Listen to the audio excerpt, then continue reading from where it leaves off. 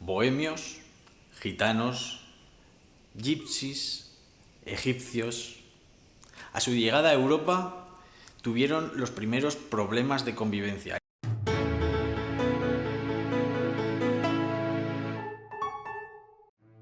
Ya vemos que, en principio, la acogida del pueblo gitano era cordial y hospitalaria, pero no duraría mucho tiempo esa forma, porque pronto las ciudades, los habitantes se cansarían y empezarían a promulgar leyes antigitanas, y entonces ya comenzaría una historia de persecución que duraría siglos.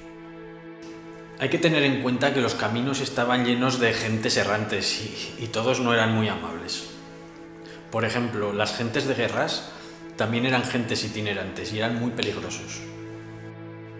Ser nómada y no tener una disciplina, como estaba el sistema, se iba a pagar muy caro, porque siempre se les iba a ver de una forma, pues, con la distancia, con el temor.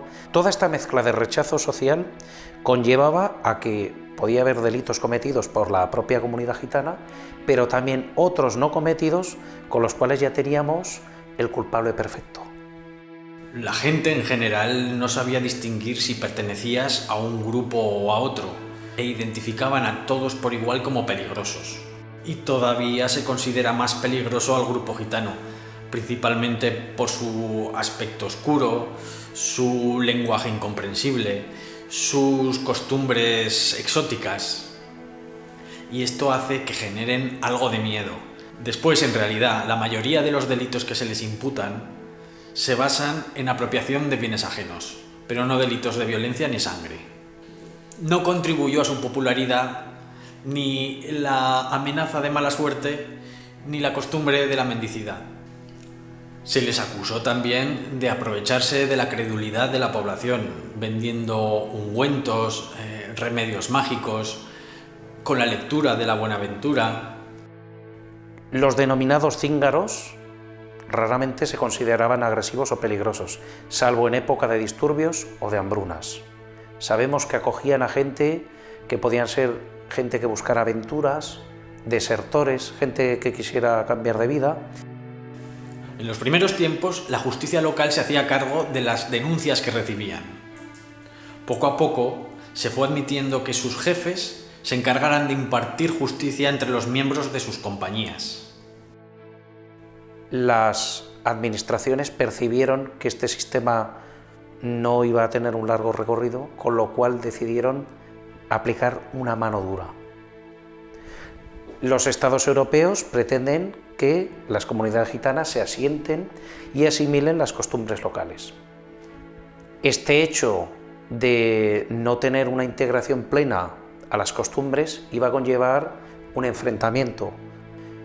Comienza la gran represión del pueblo gitano y nos encontramos en España en 1499 con la pragmática de Medina del Campo, en la que se les conmina a dejar la vida errante y 60 días para abandonar el país si no lo cumple. La frontera entre España y Francia iba a ser un hervidero de caminantes que iban huyendo.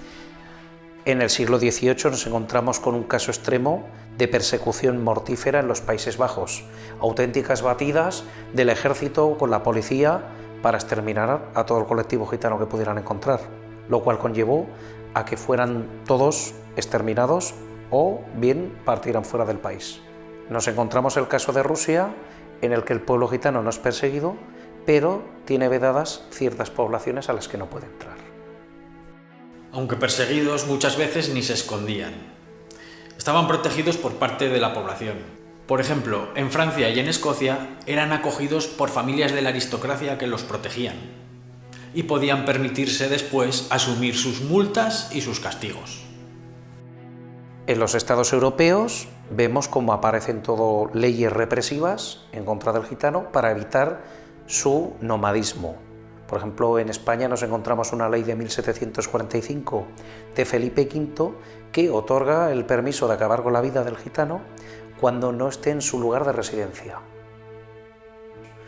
Con lo cual se les puede condenar a trabajos forzosos, como ha sido el caso de Portugal, a galeras, como desde el siglo XVI fue el caso de España, En 1749 nos encontramos con un hecho histórico fatal para la población gitana en España, que es la Gran Redada promovida por el Marqués de la Ensenada, en el que se pretende hacer pues lo que los nazis intentaron con la solución final con el pueblo judío, que era exterminar automáticamente a todo el pueblo gitano. Nos encontramos con una legislación tan dura ante el pueblo gitano que existen muchos casos que los propios magistrados buscan pretextos para no aplicar esas penas. Si te parece interesante, suscríbete al canal. No te olvides de darle a la campanita y compártelo.